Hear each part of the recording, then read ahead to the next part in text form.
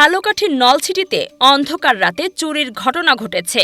ঢাকা ৮ আসনের সম্ভাব্য স্বতন্ত্র প্রার্থী ও ইনকিলাব মঞ্চের মুখপাত্র শরীফ ওসমান হাদির গ্রামের বাড়িতে বাসায় কেউ না থাকার সুযোগে চোররা জানালা ভেঙে প্রবেশ করেছে।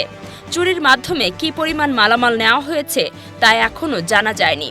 নলছিটি থানার পুলিশ ঘটনাস্থলে পৌঁছেছে এবং জড়িতদের দ্রুত আইনের আওতায় আনার আশ্বাস দিয়েছে। এর আগে এদিন দুপুরে রাজধানীর বিজয়নগর এলাকায় রিকশায় করে যাওয়ার সময় ওসমান হাদিকে দুইজন মোটরসাইকেল আরোহী ঘাতক দুর্বৃত্ত কাছ থেকে গুলি করে পালিয়ে যায়। আশঙ্কাজনক অবস্থায় দ্রুত তাকে ঢাকা মেডিকেল কলেজ হাসপাতালে নেওয়া হয় এবং পরবর্তীতে পরিবারের ইচ্ছায় রাজধানীর এভারকেয়ার হাসপাতালে স্থানান্তর করা হয়। বর্তমানে তিনি নিবিড় পরিচর্যা কেন্দ্রে চিকিৎসাধীন।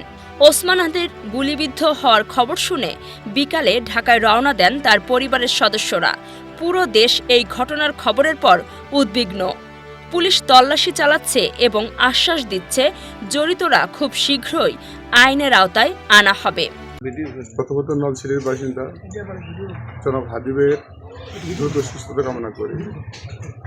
আমরা ভোরে একটা সংবাদ পাই ওনার বাসায় নাকি চুরি হয়েছে। এই সংবাদের ভিত্তিতে আমরা আসছি। আমরা এসে দেখলাম ওনার ডাইনিং রুমের একটা জানালা খোলা। তো এই ঘটনার বিষয়ে আমাদের পুলিশের তদন্ত অব্যাহত আছে। তদন্তাধীন আমরা দেখবো আসলে কোনো কিছু চুরি হয়েছে কিনা। মালিক যাতে অ্যাবসেন্ট ছিল না এখানে, এই জন্য ধন্যবাদ আপনাদেরকে। ভালো থাকবেন।